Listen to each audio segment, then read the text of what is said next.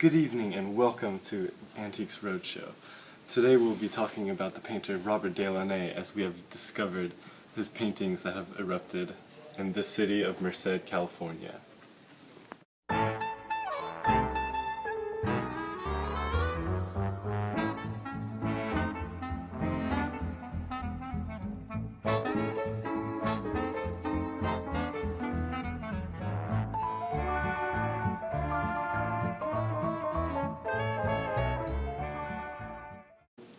Robert Delaunay was a French artist who was born April 1885 to October 1941. He was most famous for his paintings of Orphism, using his bright colors theory into all of his paintings. And his paintings were affected by everything that went on in his life during the periods of World War I. We've been lucky enough to uncover some of his paintings today. Let's go talk to our appraisers found in the city. Let's welcome our first guest. What is your name, miss? My name is Fanny Longbottom, and I drove all the way to Merced for Antiques Roadshow. Alright, and what did you bring? I brought in 4 paintings by Robert Delaunay. Alright, why don't you tell us how you came across these pieces? Well, my auntie died this past year, and she left me all these paintings, and they're always on her living room wall. And I'm just interested to find out how much they are. Alright, is there anything specific you'd like to know before I get into the history of these paintings? Not really, I just want to know how much they're worth. Alright, well, first I'll tell you a little bit about Robert Delaunay himself. He was a painter who lived in France from 1885 to 1941. And until the age of 19 or so, he was largely self-taught. He explored a lot of abstract art, and he became one of the first truly abstract avant-garde artists in France at the time. Oh, I never knew that. Well, this first painting you have here is called Eiffel Tower with Trees.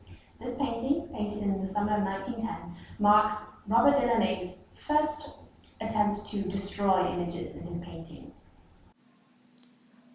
One of the hallmarks of Robert Delaunay's destructionist period was that he was really interested in capturing multiple perspectives on a single object.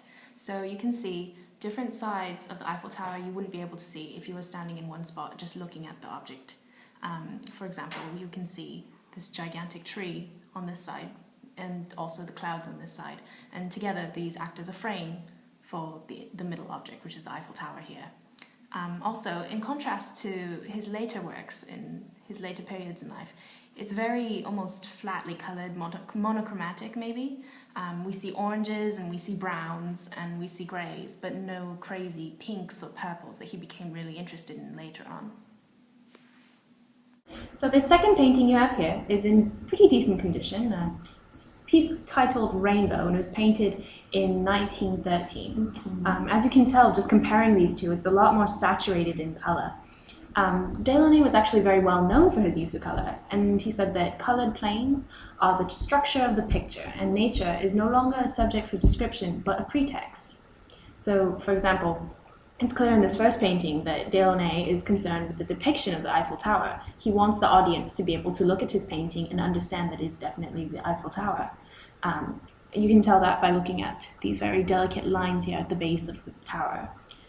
Though it's not really very realistic in style, it's clear that he wants the audience to know what they're looking at. The second painting, however, even though it's titled Rainbow, it's not really clear that he's representing a rainbow. This could be an archway or anything, really. He's a lot more interested in just displaying the colors. So he's basically using nature, the rainbow, as a pretext for him laying down some color. So this painting here also continues this Parisian theme he's got, and it's found in many of his paintings. So if you'll direct your attention here, you can see the Eiffel Tower. Just barely make it out there. Oh my gosh, I never even noticed that. Isn't that cool? Yeah.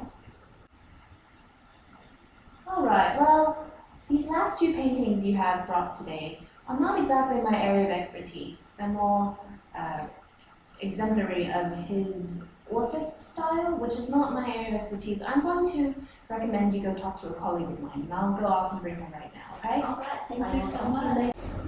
Thank you for joining me. Thank you for having me today.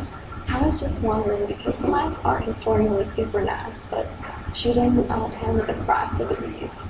Well, there's another expert that will tell you that. I'm just going to tell you the history. Alright. So this painting is titled A Portuguese Woman, and it's basically Delani's transition to Orphism. Orphism is basically is branching out from Cubism by using form and color and to represent sensation. So he like wanted to branch into Orphism to create new styles and experiment with different colors. So Delany and his wife went to Portugal in the summer of 1915 to 1916, and he and his wife were inspired by the experiences that he had. Here you can see that he loves to, or he wants to experiment with color. He uses thicker brush strokes on the background, and then for the detail he really wants to use the thinner brush strokes to really show the detail of the flower and the different shapes, circles, stripes. He just really wants to branch into Orphism by showing the different techniques that he can use. So during his time in Portugal, he started using wax with his oil to make the colors more saturated, and he only used it during his time in Portugal, and after that he just sticked with his oil method. If you notice, there are several abstracted references to the sun included in this piece. So there's light throughout. There's not really a dark area. He just wanted to represent the lighter colors. And the scene looks very dynamic and energetic, although he painted a rather ordinary event in the day-to-day Portugal life. So what is your overall impression of this piece? Well, there's a lot of details that I didn't notice before you brought them up, and I love how bright the colors are. And I really enjoy this piece. Yeah, same here. So this painting is called Crispin, and it was painted in 1934 towards the end of his career. And basically, it is really different from his previous painting because it's more refined, and he really wanted to focus on his cubism roots. He has simplified his art quite greatly. We can still see the circular motifs and his references to Cubism, the circles, and then just the different sizes of the circles, big, small. And in this painting he also uses some Cubism references, so he wants to keep that same style for this painting. And the bright colors are also interjected with solid blocks of black and white, which is a departure from the Portuguese woman painting. So in this painting, there isn't much black. There's some light, or there's some white to show the light, but this painting there's more black and white, just to show the different dimensions of colors. And